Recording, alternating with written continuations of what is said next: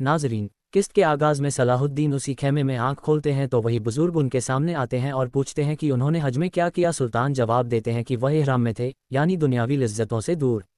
बुजुर्ग उनकी तशरीह करते हैं कि इहराम का मतलब ये भी है कि जिस चीज़ को खुदा ने हराम कर दिया हो दोबारा उसकी तलब न की जाए, और अगर अल्लाह का कुर्ब हासिल न हो तो हज कबूल नहीं होता। सुल्तान कहते हैं कि उन्हें मालूम नहीं कि उनका हज कबूल हुआ या नहीं, और यह सब ख्वाब था या हकीकत, लेकिन अब उन्हें जाना होगा। बुजुर्ग कहते हैं कि अब वह जैसा कहेंगे सुल्तान को वैसा ही करना होगा। सुल्तान उनके पीछे चल पड़ते हैं। उधर जंगल में करातीगन अपने साथियों से कहता है कि उसके पीछे भागो। हेनोक उसे भागता देखकर कमांडर के साथ उसका पीछा करता है, मगर वह पीछे रह जाते हैं। दरख्त पर बैठे करातीगन ऐलान करता है कि वह यहाँ है, और उसी लम्हे गोब बोरू सिपाहियों के साथ सामने आ जाता है और लड़ाई शुरू हो जाती है। गोब बोरू के कहने पर भी करातीगन नीचे नहीं आता और हंसने लगता है। शाम में तुराब बोरू के कहने पर शमसा और फातिमा खातून की रिहाई के लिए फिद्या की रकम ले आता है। अली खबर लाता है कि खुद से खत आया है, मगर बोरू को इससे बेखबर रखा गया है। बोरू ये खबर सुनकर गुस्से में आगे बढ़ जाता है। जंगल में लड़ाई जारी रहती है। करातीगन भी नीचे आकर सिपाहियों का सफाया कर देता है। हेनोक और कमांडर दुम दबाकर भाग जाते हैं।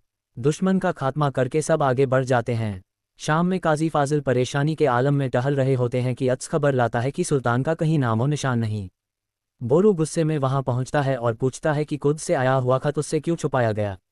काजी फाजिल सुल्तान की तलाश जारी रखने और कैदियों के तबादले से इनकार का फैसला सुनाते हैं। बोरू कहता है कि वह उन्हें बहादुर समझता था, मगर अब उन पर अफसोस है, और वहां से चला जाता है। काजी फाजिल अत्स को बोरू पर नज़र रखने का हुक्म देते हैं। कुद्स में लॉर्ड गाई बाल्डविन से कहता है कि सलाहुद्दीन का कहीं अता पता नहीं। मारिया कहती है कि फिर उनके साथ मुआमलात कौन करेगा। बाल्डविन जवाब देता है, बोरू। उसी लम्हे लॉर्ड जूस दाखिल होता है। बाल्डविन कहता है कि उसने अमाले से उसकी बहुत तारीफ सुनी है।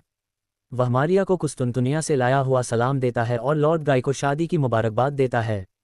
लॉर्ड गाई उसके आने का मकसद पूछता है तो वह कहता है कि अपने बेहतरीन तालिबे इल्म बालिन और कुद्स के बादशाह से मिलने आया है। बाल्डविन कहता है कि उसका कुद्स में क़ियाम उन सब के लिए अजाज़ होगा।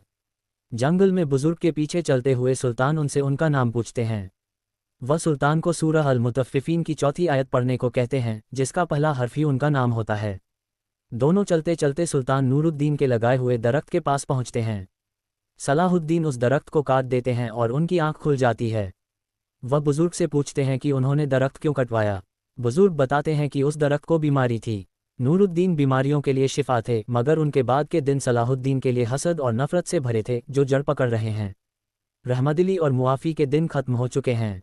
उम्मत को बिखरने से रोकने के लिए उन्हें कुल्हाड़ी उठानी होगी।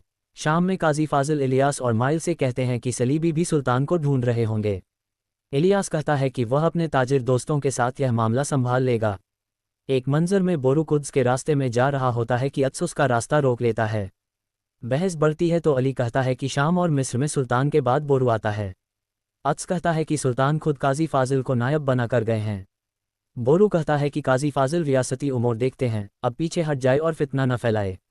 दोनों आमने सामने आते हैं तो अत्स कहता है कि ताजिर राकिर के तबादले के वक्त भी उसने नाफरमानी की थी और अब दोबारा वही कर रहा है। बोरू उसे जोरदार मुक्का मारता है। सिपाहियों को आगे बढ़ने से इशारे से रोक देता है। उसी लम्हे करातीगन और गोब बोरू वहां पहुंचकर मामला ठंडा करते हैं। करातीगन भी कहता है कि उन्हें हाथ पर हाथ धरकर इंतजार नहीं करना चाहिए। अत्स ये कहते हुए पलट जाता है कि नाफरमानों से जल्द हिसाब लिया जाएगा। उधर विलियम्स बाल्डविन से कहता है कि सब लोग लॉर्ड जूस की यूरोपी मैदान जंग में ताकत से वाकिफ हैं। लॉर्ड गाई कहता है कि उसका खुद आने का मकसद वक्त ही बताएगा।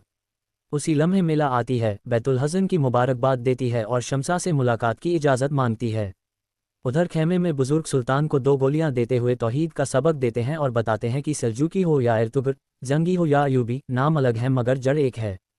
वह एक तलवार देते हुए कहते हैं कि अब जाकर अपनी गैर मौजूदगी में तख्त पर हमला करने वाले का खात्मा करें। इस बार जब दरवाज़ा खुलता है तो बाहर महल होता है। शाम में काजी फाजिल सुल्तान की वापसी की दुआ कर रहे होते हैं कि अत्स खबर देता है कि बोरू कुछ इसकी तरफ जा रहा है और करातीगन और गोब बोरू भी उसके साथ हैं। उसी दौरान सुल्तान का ही अक्स तख्त पर बैठा नजर आता है और सुल्तान उसका गला काट देते हैं। घबरा कर आँख खुलती है तो वही बुजुर्ग सामने होते हैं और कहते हैं कि उन्होंने अपने ही इस्माइल का गला काटा है। अब वह जिस भी आग में गिरेंगे वह उनके लिए गुलिस्तान बन जाएगी। कुछ में शमसा मायूस होती हैं तो फातिमा खातून उन्हें तसल्ली देती हैं कि यह वक्त भी गुजर जाएगा।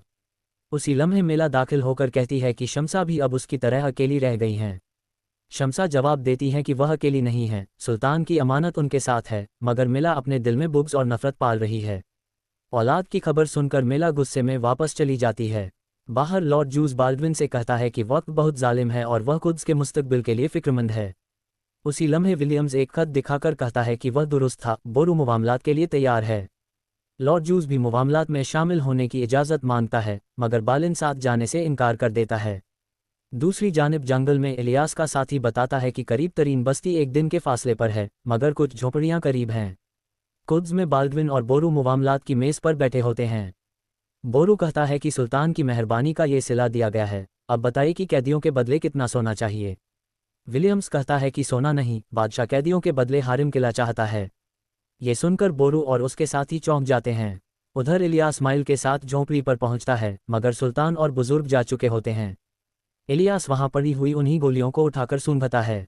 जंगल में सुल्तान बुजुर्ग से पूछते हैं कि क्या वह पैदल शाम जाएंगे। बुजुर्ग कहते हैं कि सुल्तान खुद शाम जाएंगे, मगर एक आखिरी काम के बाद। एक मंजर में हारिम किले का कमांडर बोरू से कहता है कि वह बिना लड़े किला काफिरों के हवाले नहीं करेगा। इस किले के लिए नूरुद्दीन जंगी और उनके सिपाहियों का खून बहा है। करातीगन और बाय बोरू उसे सब्र का मशवरा देते हैं, मगर वह नहीं मानता और धमकी देता है कि हर सूरत किला हवाले करना होगा। कुद्स में लॉर्ड जूस बालिन से कहता है कि बाल्डविन का रवैया कुद्स के शायान निशान है और वह अपने कीमती कैदियों की अहमियत जानता है। बालिन हैरान होता है कि वह हारिम किला देने पर इतनी जल्दी कैसे मान गए। विलियम्स कहता है कि उसे कैदियों को सही जगह पहुंचाना है और चला जाता है। उधर बोरू जंगल में वालिदा और भाभी का इंतजार करता है कि करातीगन कहता है उन्होंने किला देने में जल्दबाजी की। दूसरी जानिब बुजुर्ग एक जगह रुककर कहते हैं कि यहाँ से मिस्र और शाम की खुशबू और कुद्स के पानी की आवाज़ आती है। वह एक पौधा रखते हुए कहते हैं कि यहाँ अयूबी दरख्त लगेगा। ये सुनकर सुल्तान खुद खुदाई शुरू कर देते हैं। एक बगी में सलाह शम्सा और फातिमा खातून से कहती है कि वह उन्हें नेक नियत से सही जगह छोड़ आएगी।